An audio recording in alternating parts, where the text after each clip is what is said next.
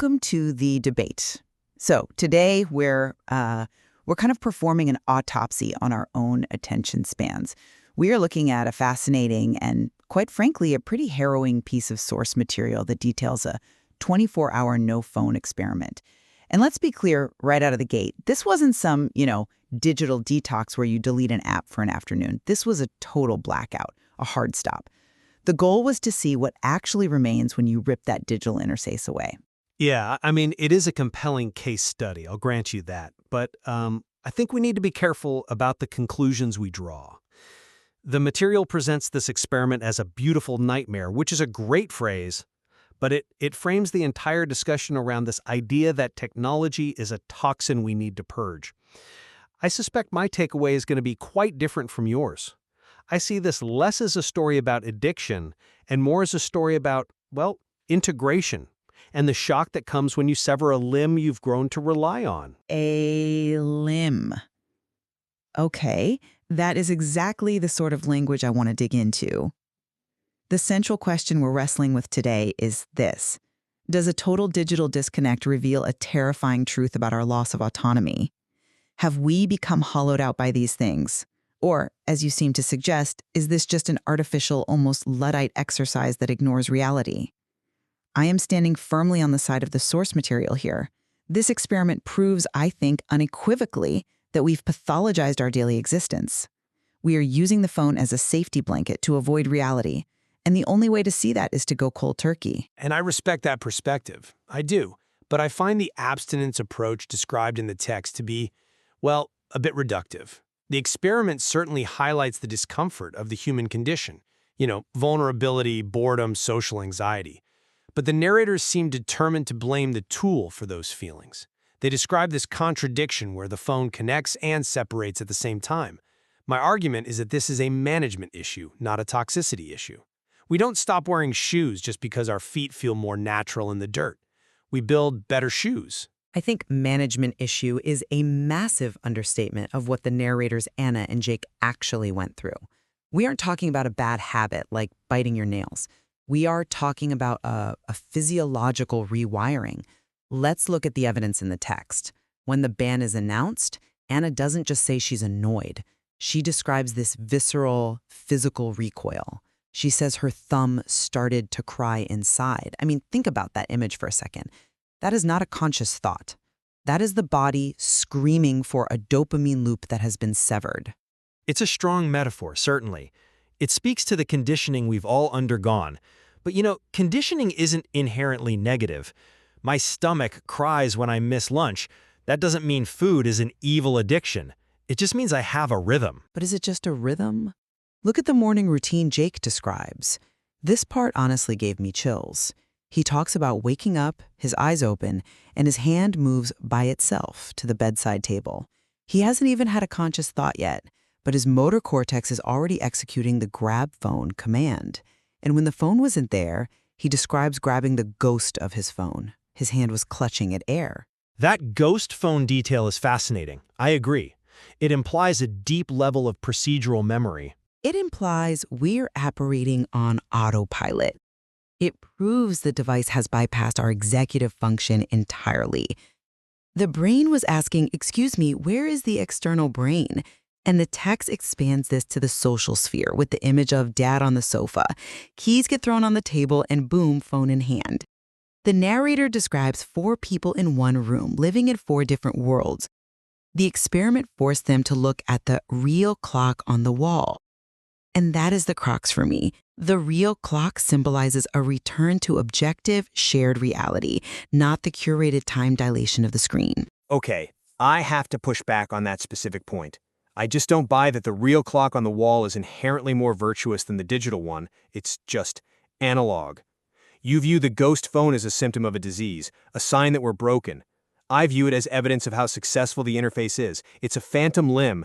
If you lose an arm, you still feel it itching. That doesn't mean having an arm was bad, it means the integration was seamless. The text notes that without the phone, the silence was intense and heavy, almost too much. Which suggests we are suppressing something we desperately need to hear. If silence feels heavy, that means your baseline for noise is pathologically high. Or it suggests that we have evolved culturally, if not biologically, to function in a high-velocity information environment. And removing that is jarring. The narrators call the phone an escape and a safety blanket.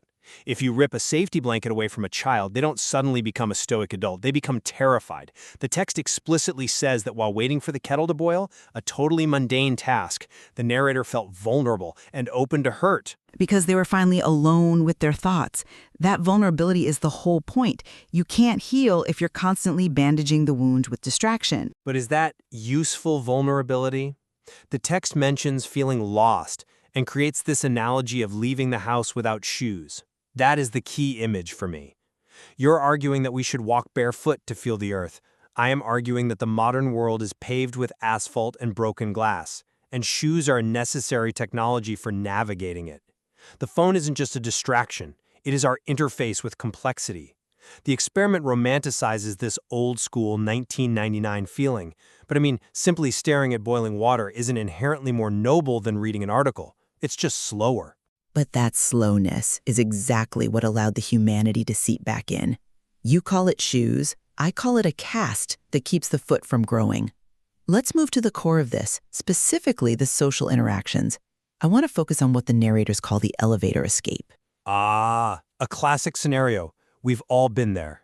It is the archetypal modern moment, right? We step into a metal box with our neighbors, and what do? We bury our faces in our screens to avoid eye contact. The source material describes using the phone specifically as a shield against awkwardness. But on the no-phone day, without that crutch, the narrator was forced to just stand there with their face and thoughts. And what happened? They actually smiled at a neighbor, and the neighbor smiled back.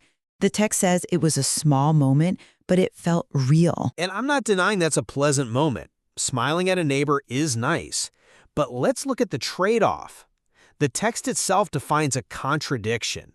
Phones connect us to people far away while separating us from those nearby.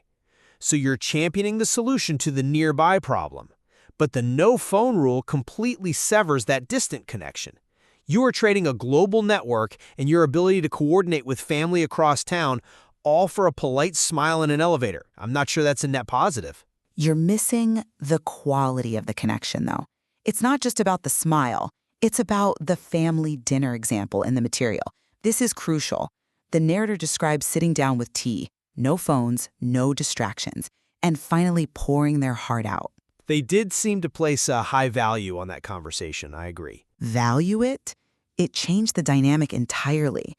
They admitted feeling pressure to play it safe and look like I have it all together on mine. When the device was present, even in their pocket, it acted as a censor.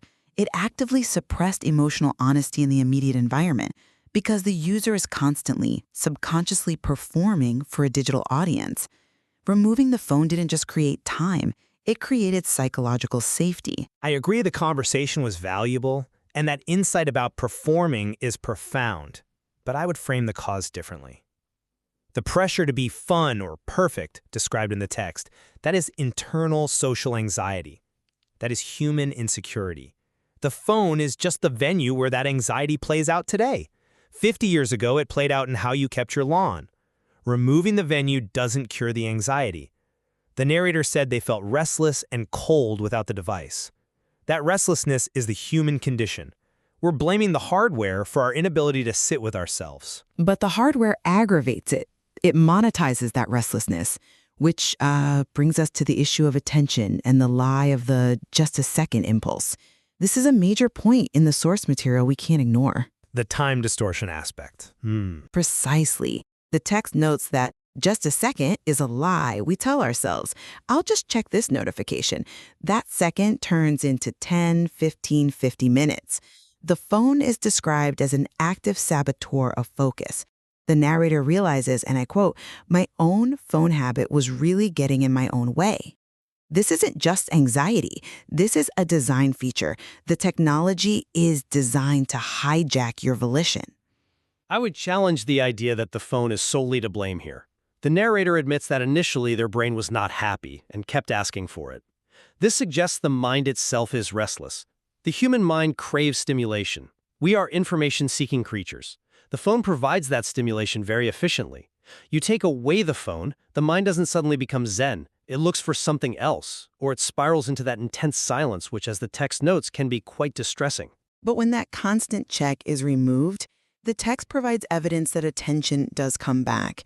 It's not immediate, sure, there is a withdrawal period. But then they started hearing birds, they heard cars, they heard their own breathing. The source material claims the scrolling was blocking the narrator from themselves. When you remove the block, the flow returns. You can't argue against the clarity that emerged once the digital noise was silenced. I just question the utility of this specific type of waking up for a sustained period. The narrator felt restless and cold. The text implies that the modern world requires rapid information processing. The slowdown, described, watching a kid with a stone, seeing an old man with a newspaper, is beautiful, yes, but it's a luxury. It's a retreat. It's not a sustainable lifestyle for someone who needs to function in a high-speed economy. You can't pay your mortgage by watching a kid play with a stone. That utilitarian view is exactly why we are in this mess. We prioritize speed over sanity. I want to zero in on the phrase the narrators used, wake up to. The experiment forced the narrator to realize their mind was always half inside the screen. You cannot solve a problem you are asleep to. The experiment was necessary to break the somnambulism. We are sleepwalking through our lives. Somnambulism is a strong word.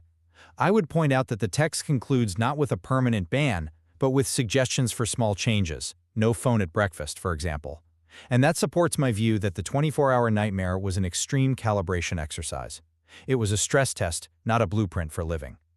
Even the narrators realized they couldn't live like that forever. But you need the stress test to understand the load. You have to feel the thumb cry to realize you are addicted. If they hadn't done the full 24 hours, they never would have felt that ghost hand grabbing the air.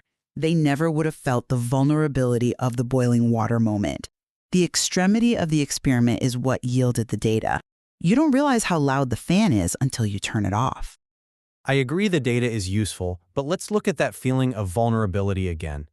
The text explicitly links it to the absence of the safety blanket.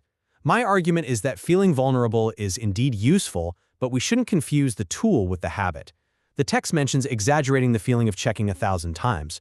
Perhaps we are also exaggerating the evil of the phone. It's a coping mechanism.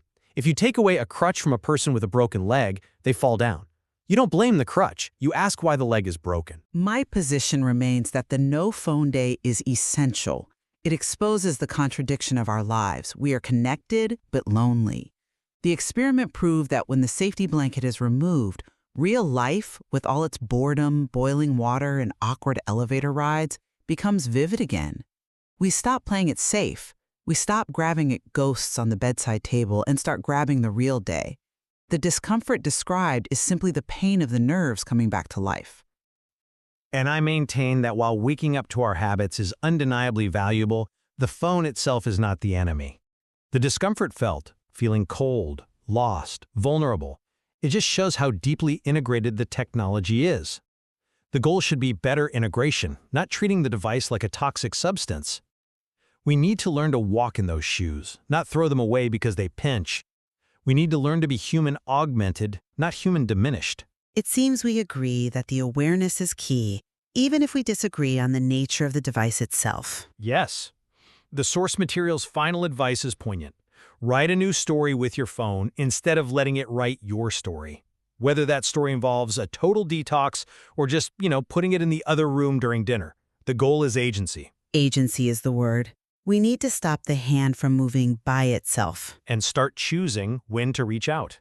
Thank you for listening to The Debate. We hope this discussion forces you to look at that black rectangle in your pocket a little differently today. Indeed. Ask yourself if you're holding on to it or if it's holding on to you. Until next time. Goodbye.